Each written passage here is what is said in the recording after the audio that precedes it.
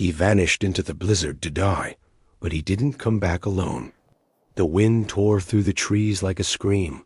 Heavy snow swallowed the trails, and nothing moved except the shifting white silence that blanketed everything from the mountaintops to the frozen riverbeds. It was just past noon in the Bitterroot Mountains, bright, blinding, and deadly cold. Yukon was a giant of a dog, an Alaskan Malamute with thick silver fur and amber eyes that burned with wild intelligence. He was built for this terrain. He belonged to it. The Bennett family had trusted him on 1,000 walks before, through forests, over ridges, into the snow, and back again. But today, something was different. He stepped off the porch like he always did. His massive paws crunched into the fresh powder. He glanced back once at the wooden cabin nestled between the trees, and then he disappeared into the white. By the time an hour had passed, the family felt it. Anna stood on the porch, arms wrapped tight, staring into the trees. Her husband, Thomas, gripped a pair of binoculars and scanned the ridge. Their children sat by the window, calling his name every few minutes, their voices smaller each time. 2 hours. 3. No paw prints near the edge of the property. No howl, no movement. It wasn't just snow. It was a wall of ice, visibility reduced to nothing. They couldn't follow him, not without risking their own lives. He's smart, Anna whispered to herself. He always comes back. By sunset, the hope was slipping from her voice. Yukon had never stayed out this long, not in this kind of storm. By nightfall, they were out with flashlights, calling his name into the void, praying for an echo, a bark, anything. But there was nothing, just wind and silence. The next morning, the storm had eased, but the forest was unrecognizable. Trees bent under the weight of snow. Trails vanished. The world had been erased and rewritten in white. Thomas grabbed his boots, his heavy snowpack, and a set of emergency flares. He didn't say anything. He didn't need to. They were both thinking the same thing. Yukon was out there, alone, or worse. Anna stayed behind, scanning the tree line, tears frozen in her lashes. The kids watched from the living room, clutching the dog's favorite blanket, refusing to eat. Every hour that passed felt heavier. The house, once filled with movement, fell still. That night, no one slept. The second day was colder. Volunteers joined the search locals from town, park rangers, even a rescue team brought in a drone with infrared cameras. The Bennetts handed out maps and photos, describing Yukon over and over. Big, gray, and white. Looks like a wolf. Friendly. Always comes when called. But the forest didn't care. It swallowed sound, swallowed footprints, swallowed dogs. By the third day, desperation bled into fear. Anna stopped making coffee. Thomas stopped shaving. The kids stopped asking. They didn't say it out loud, but something was breaking. Why didn't he come back? Where did he go? And what could keep a dog like Yukon from finding his way home? Thomas pressed deeper into the trees, each step a battle against the snow that swallowed his legs up to the knee. The forest no longer looked familiar. Everything was white, wind-battered, smoothed into a new landscape without edges. The trail markers he once knew by heart were gone, buried, or blown away. His breath came out in sharp bursts, curling into the air like ghosts. Behind him, the sounds of other searchers drifted in and out. Someone whistled. Another called Yukon's name. No one answered, not even the wind. Anna's voice cracked in the distance. She hadn't stopped calling since morning. Her voice was getting raw, the tone edged with something Thomas hadn't heard in her before. Panic, not the kind that shouts, the quiet, deep kind that tightens in the chest and refuses to let go. On the second ridge, the snow was deeper. Thomas dropped to one knee, cleared a path with his shovel, and scanned the ground like a man reading ancient scripture. A pine cone. A scrap of bark. Nothing else. He turned back to the others. 3 neighbors, bundled in orange jackets, stomping through the snow like ghosts. Their dogs circled, tails low, noses twitching. Even they were quiet. The forest was stealing everyone's sound. Then Buster, a neighbor's bloodhound, caught something. His body stiffened. His nose dropped.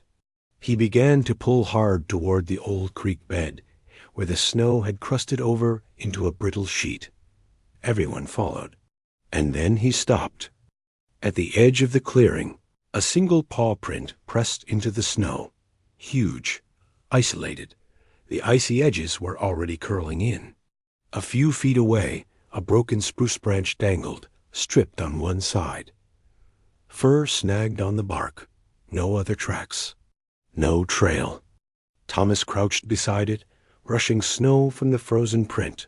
His fingers inside thick gloves trembled. He didn't say a word. He just stared at the space around him. Open, vast, and cold. Anna arrived minutes later. She dropped to her knees beside Thomas. Her face was pale, lips cracked from the dry air, eyes shining with cold and something else. "Do you think it's him?" she asked. Thomas didn't answer. He didn't have to. The forest had given them a clue, but no comfort. And now, as the sun dipped lower, and the air sharpened again into frostbite and silence, one question pulsed through the snow like a drumbeat. How many more days can he survive out there, alone? On the 5th morning, the coffee pot stayed cold. No one had touched it. The house, once filled with the sound of Yukon's claws clicking across the wood floor, was silent. Too silent. The kids sat wrapped in blankets, eyes fixed on the front door like it might open at any second. But it didn't. Anna hadn't changed out of her boots in 2 days. She paced between the windows, her fingers twitching every time the wind shifted. Her phone buzzed constantly, neighbors checking in, volunteers reporting nothing, park officials apologizing. No news, still searching. Still nothing. Thomas barely spoke. He just dressed, strapped on his boots, slung the shovel over his shoulder, and left. His hands shook when he zipped his coat. He never said goodbye. He just disappeared into the snow like Yukon had. The sky was flat and colorless, the trees glazed in ice. Every branch looked like a hand reaching down. The path to the north ridge was blocked by a fresh snow drift, chest high. Thomas dug for 3 hours, clearing just enough to pass through. He didn't stop for food or water, only to listen. But the forest stayed silent. By noon, a team from the city joined the search. 2 volunteers, one of them a wilderness tracker. They brought snowshoes, ropes, emergency kits. One carried a thermal drone. Thomas watched the screen in their van, his breath fogging the glass. They flew grid after grid, scouring the valley and surrounding trails, but nothing moved. No heat signature, no shape, just frozen forest. By now, even the dogs in the search party had fallen quiet. Their noses twitched, but they seemed unsure, like even they didn't believe anymore. That night, Anna lit a candle in the window. Just one. She placed Yukon's bowl beside it, filled to the brim, not because she expected him to walk in, just so he wouldn't be hungry. Just in case. Thomas came home just after midnight. His beard was rimmed with ice. His lips were blue. He leaned against the doorframe for a long time before stepping inside. Anna looked at him, eyes wide, but didn't ask. There was nothing to say. She just wrapped her arms around his coat and pressed her face into the cold fabric. Neither of them cried. They just stood there, frozen like the world outside. At 2 a.m., their daughter crept downstairs. She carried one of Yukon's toys, his favorite rope, and placed it on the porch. "I don't want him to be alone," she whispered. No one slept. By day 6, the local sheriff quietly suggested scaling back the search. "We've covered 30 miles," he said. It's hard to imagine. He didn't finish the sentence. Anna nodded politely, then closed the door on him. Outside, the snow kept falling. Inside, the clock kept ticking. And somewhere out there, beyond the ridges, beneath the storm clouds, the forest still held its secret. What was keeping Yukon from coming home? And was he still trying? It was the 11th day. The sky had cleared overnight, revealing a bitter blue horizon stretched tight over the frozen world. Trees no longer groaned beneath fresh snow. They stood still like silent witnesses. The mountains glittered with cold light, and the air sliced like glass. Thomas didn't go out that morning. He just sat by the window, hands clasped, eyes fixed on the edge of the tree line. Anna stood behind him, arms folded tight, staring at the same place. Neither of them spoke. There were no more updates, no more volunteers, no more calls. Even the flyers had stopped flapping. They were frozen to the poles like old skin. At 9:12 a.m., something moved, just a flicker. Barely there. Thomas leaned forward, squinted, stood. It moved again. A shape, slow, limping, heavy, emerged from the trees. "Anna," he breathed. "Anna." She didn't answer. She was already running. By the time the door opened, her boots hit the porch with a thud. The children were behind her, calling out, voices rising. And then there he was, Yukon, dragging himself through the snow. His coat was matted, legs trembling. One paw barely touched the ground. He was thinner, his head hung low, but his eyes were still alive. He collapsed at the steps. Anna dropped to her knees in the snow, pulling his head into her lap, sobbing. Thomas knelt beside them, stroking the dog's ice-covered neck, unable to speak. The children wrapped their arms around what they could reach. They were all crying, laughing, crying again. But they didn't see the second shape, not at first. Not until it pressed itself beside Yukon's flank. Tiny, round, a ball of fur and bones with massive paws and enormous amber eyes. A baby bobcat not older than 4 weeks, covered in frost, quiet, but not afraid. He didn't hide, didn't run. He stayed pressed against Yukon's side, so close that his tiny body almost vanished under the Malamute's fur. And Yukon shifted, just enough to pull the little creature closer with his paw. Anna gasped. The kitten blinked up at her, calm, trusting. His breath was shallow but steady. When Yukon tried to lift his head, the baby nuzzled under his chin and closed his eyes. He didn't just follow the dog home. He had been carried here. Thomas whispered, almost to himself. He brought him back. The kids were frozen, eyes wide. "Is that a baby wildcat?" "No," Anna said, voice shaking. "It's a bobcat," and then quieter, "and he thinks Yukon is his mother." Inside the house warmth, blankets, towels, water, food. A fire crackled to life. The bobcat didn't move from Yukon's side, even as they tended to the dog's wounds. He crawled over the vet's hands, curled into the crook of Yukon's leg, and wouldn't leave. He purred. He purred like a kitten. Not wild, not feral, just home. And as Anna watched them lying together on the floor, one giant broken dog and one orphaned wild thing curled into his ribs. Only one question pulsed through her chest. Where had they been all this time? And how, in that frozen wilderness, had they found each other? The bobcat kitten, they named him Jasper, was barely bigger than a squirrel. His ribs showed through his fur, and the pads on his paws were cracked from the cold. But he didn't cry. He didn't shake. He didn't run when the vet approached with latex gloves and a stethoscope. He just stayed there, tucked against Yukon's massive chest, breathing in sync, his tiny body rising and falling with every one of the dog's labored breaths. At first, the vet didn't want to examine the kitten. "We don't touch wild cats," he said carefully. "They can carry disease. They can bite." They belong in the wild. But Jasper didn't hiss, didn't scratch. When they tried to lift him, he panicked not with fear, but with desperation, scrambling back to Yukon's fur, latching on like a cub returning to its mother. Anna didn't need science to explain it. She saw it in his eyes. Jasper didn't know he was wild. He didn't know he was supposed to be alone. All he knew was Yukon.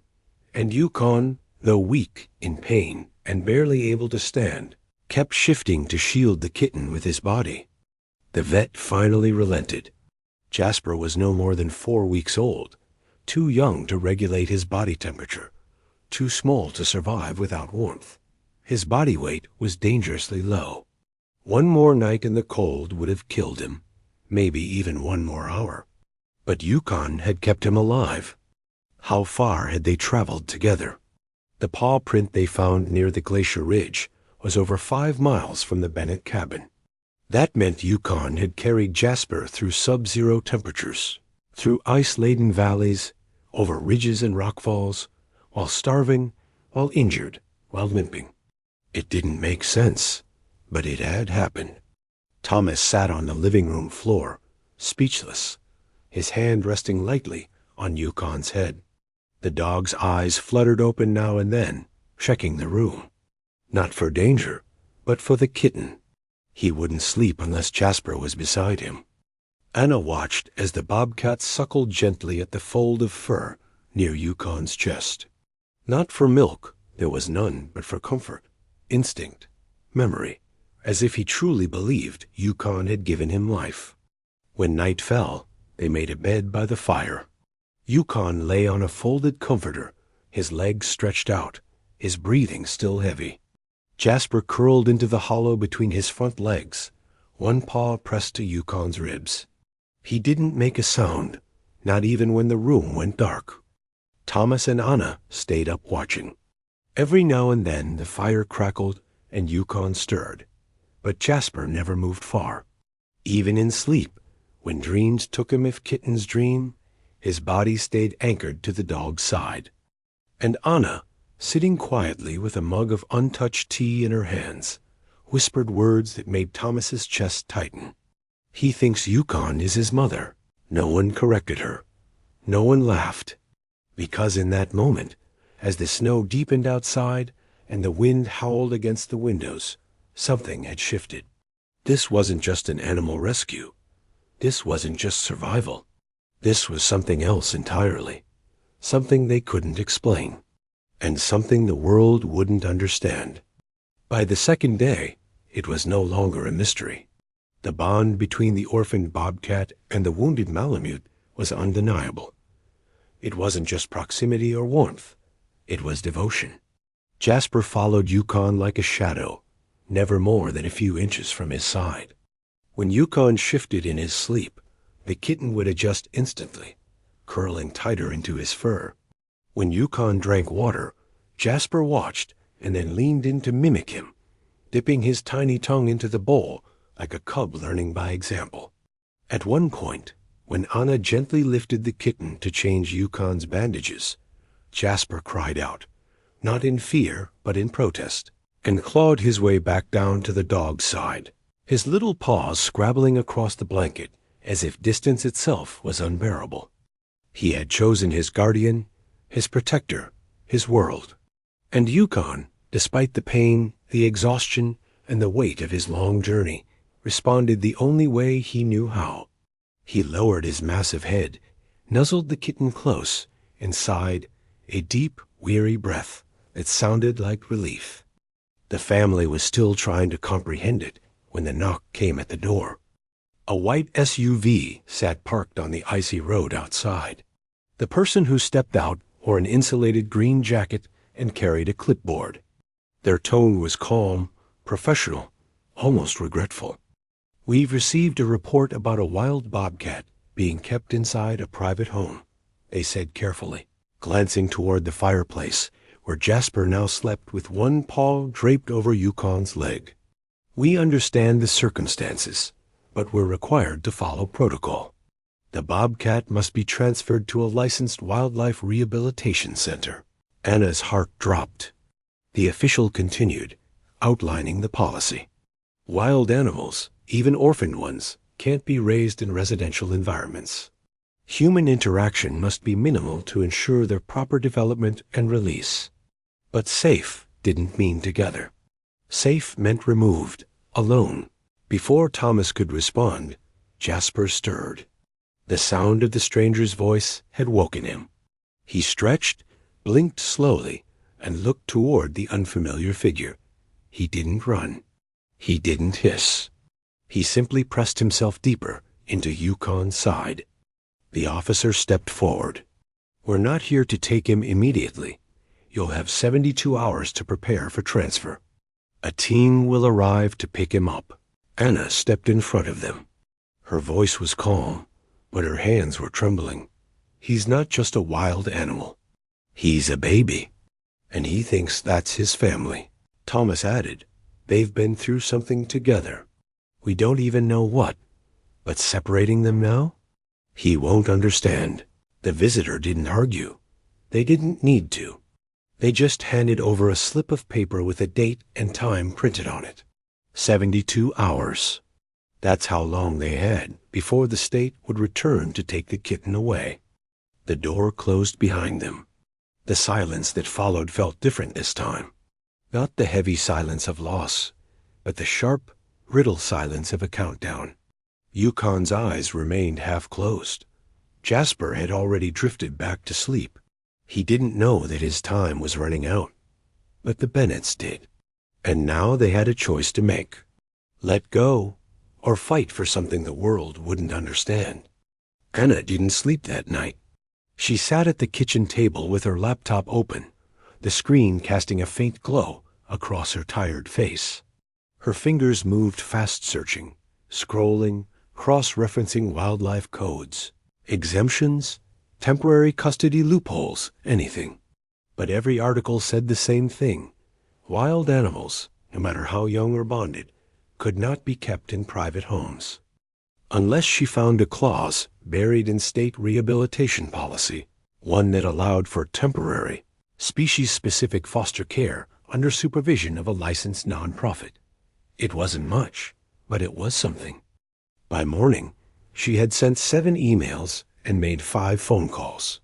By noon, she'd posted a petition titled, "Let him stay. Don't separate a baby from the only family he knows." Within hours, neighbors were sharing it.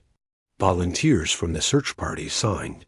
A woman from Derby who had lost a fawn to a similar policy reached out and offered support. And then someone uploaded the video. It was only 30 seconds. Jasper, barely bigger than a rabbit, climbing onto Yukon's back with shaky paws. The Malamute lay still, his big head resting on his front legs. As the Bobcat kitten reached his shoulder, he curled his body around the dog's thick neck and stretched a tiny paw across Yukon's muzzle, like he was holding him, hugging him. The video exploded. Within a day, it had over 60,000 views. People in the comments didn't see a wild animal. They saw a baby clinging to the only being who had protected him from freezing to death. Anna sat in the corner of the living room, holding her phone, reading each message. This isn't just survival. This is love. They need to stay together, whatever it takes. Please don't take that baby from his mother. The veterinarian returned that afternoon to recheck Yukon's leg. Jasper growled when he got too close. "He's guarding him," the vet whispered, stunned. He later handed Anna a printed report. His official conclusion: "In my professional opinion, forced separation of the bobcat at this stage, due to ongoing dependency, inability to self-feed, and persistent trauma, could result in extreme physiological distress and potential fatality." Thomas stared at the document in silence. "He's not ready to leave," Anna said. "He doesn't even know he's not supposed to be here." Later that night, the family filmed another short clip.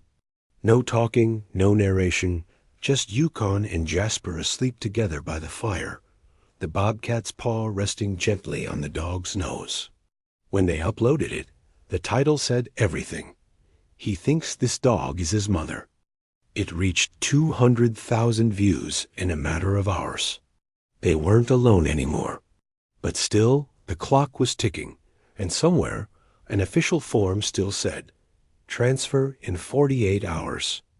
Anna stared at it taped to the fridge, her jaw set. Can bureaucracy understand what it means to love? Can a rule book feel the weight of a heartbeat pressed against another? They were about to find out. The letter arrived in a plain white envelope with a government seal. No emotion, no apology, just black ink on a folded sheet of paper. In accordance with state wildlife regulations, the bobcat currently residing on your property must be surrendered to authorized personnel within 24 hours. No exceptions, no appeals. Anna read it once, then again. Her hands shook, her vision blurred. She placed it on the table and walked out the front door without saying a word. Thomas found her 20 minutes later, kneeling in the snow behind the woodshed, holding Jasper in her arms. The kitten was asleep, his head tucked under her chin. She was whispering to him, something about staying strong, about not being afraid. When Thomas crouched beside her, she looked up. "We can't let them take him," she said. Her voice wasn't angry. It was hollow. "I know," Thomas replied. "But we can't break the law either." Anna didn't respond. She just stared out into the forest.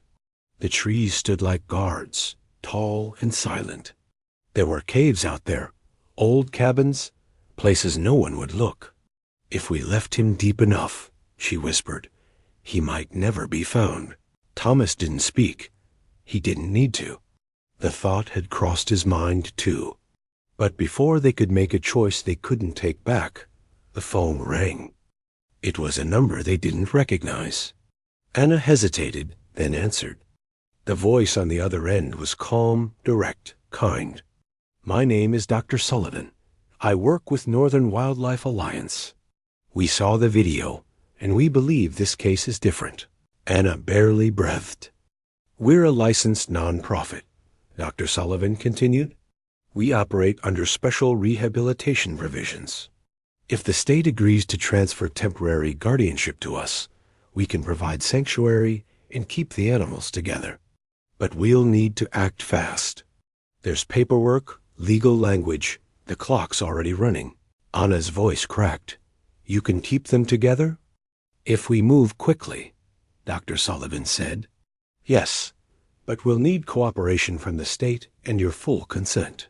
And you may have to let go of custody entirely. Yukon too for now." Anna went quiet. Inside the house, Yukon was resting on the rug, his eyes half closed. Jasper lay curled into his side, one tiny paw resting on the dog's chest like a heartbeat. They had already lost each other once. Could they survive it again? Thomas listened on speakerphone, staring down at the kitchen floor.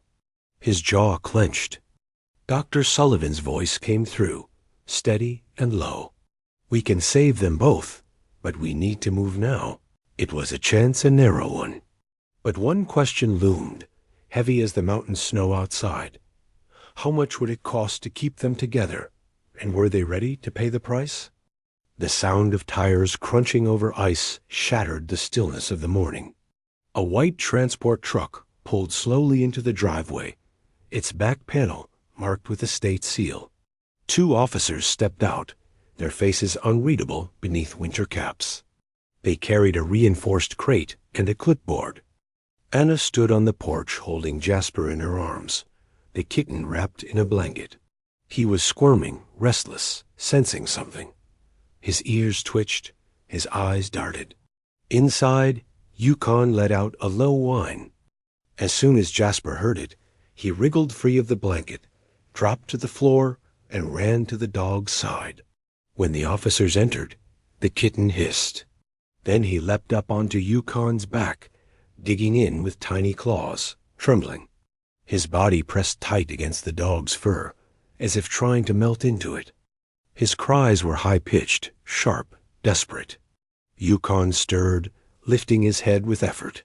His ears turned toward Jasper, but his body didn't move.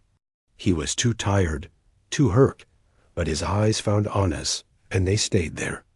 The officers paused. One of them took a step forward. Anna stepped between them. Her voice broke. "Please, just give us one more day." But they shook their heads. "We're sorry. We have to proceed." Jasper cried out, a sound that didn't belong in this world, raw and panicked. He clawed at Yukon's neck, refusing to be pulled away. His body thrashed. He didn't understand. He thought they were taking his mother. Anna's hands covered her face. She couldn't watch. But then a second vehicle turned up the road, smaller, unmarked. Its tires slid slightly on the frozen gravel as it pulled to a stop behind the truck. A woman stepped out, holding a manila envelope. Dr. Sullivan. She walked quickly past the officers and straight to Anna, nodding once before turning to face the state representatives. "I have a signed emergency order from the District Wildlife Court. Verified, stamped, effective immediately." She handed over the document. Temporary joint placement, licensed sanctuary custody. The Bobcat and the dog remain together under non-profit guardianship, transported together, monitored together. The officers read the paper, twice, and slowly they nodded. No cuffs, no crate, just a new van, a warm interior. 2 sleeping mats placed side by side. Thomas carried Yukon. Dr. Sullivan lifted Jasper, who immediately squirmed to reach for the dog. Inside the van, they curled into one another like puzzle pieces. No fear now. Just silence. Just breathing. Anna stood in the snow, hands shaking, tears running down her cheeks. But her heart, for the first time in days, felt steady. They were going together, not torn apart, not broken by the rules. And as the van pulled away, tires leaving twin tracks in the snow, she whispered to herself the only words that made sense. Sometimes compassion is stronger than the law. The sanctuary was quiet, tucked deep into the forest where the trees grew thick and the world moved slower. Snow still covered the ground, but spring was beginning to press its fingers into the soil, softening edges, loosening ice, warming breath. Yukon lay in a heated enclosure, his body wrapped in clean blankets, his wounds healing slowly. He'd lost weight, but not strength, not spirit. Every time the door opened, his ears perked, his eyes searched, and when Anna arrived with the children, bundled in coats, carrying his favorite toy, his tail thumped once, and again, then stronger. He didn't try to stand. He didn't need to. Jasper was already bounding across the room, paws still oversized and clumsy, but fast. He launched himself into the blanket and nestled against Yukon's chest, letting out a low, rumbling purr. For the first 2 weeks, the Bennetts came every day. They weren't allowed inside the enclosure at first, but they watched from behind the barrier, watched as Jasper learned to eat solid food, to climb logs, to swat at falling snowflakes like a house cat. He grew stronger. His coat thickened. His eyes grew sharper. But he never stopped returning to Yukon. Every nap, every stormy night, every new noise. He always sought him out his anchor, his comfort. The sanctuary staff were patient, gentle. They monitored everything, fed them separately, evaluated Jasper's development daily. Eventually, the conclusion was clear. He would survive. At 8 weeks, Jasper no longer needed help feeding. At 9, he began to sleep alone in a separate enclosure, still within view of Yukon, but apart. At 10, he stopped crying when they were apart. He was adapting, and Yukon was watching. The staff spoke with Anna on the 11th visit. "He's ready," they said. And so is Yukon. The paperwork was signed. Yukon's temporary guardianship returned to the family. When Thomas came to pick him up, the dog stood on his own, limping still, but proud. Jasper watched from a raised platform as the Bennetts led Yukon to the car. He didn't chase. He didn't cry. but his ears followed every step. Back home, Yukon walked the house slowly, relearning his steps, reacquainting himself with rooms and smells. The kids welcomed him like a soldier returning from war. Anna wept. Thomas built a new bed by the fire. But once a week, every Sunday, they drove back to the sanctuary. They didn't need to be told it was the right thing. They just knew. Jasper would sit by the gate before they even arrived. And when Yukon stepped from the car, the Bobcat would run, not like a wild thing, but like a child. They would curl into one another in the tall grass of the outdoor enclosure. Jasper no longer needed him the way he once did, but he still loved him. And Yukon, he didn't need to protect the kitten anymore. He just wanted to see him. Some bonds are formed by survival. Others are built on something deeper. And when they meet again each week, something unspoken passes between them. We made it. We still belong. Even apart, we're never truly alone. Did you enjoy this story? If you were in Thomas's position that winter morning, would you have opened your door to those freezing cubs, knowing it might put you at risk? Yes or no? Tell us in the comments below if you enjoyed the story. Subscribe to this channel and leave a like. Thanks so much for watching. See you in the next video. Have a wonderful day.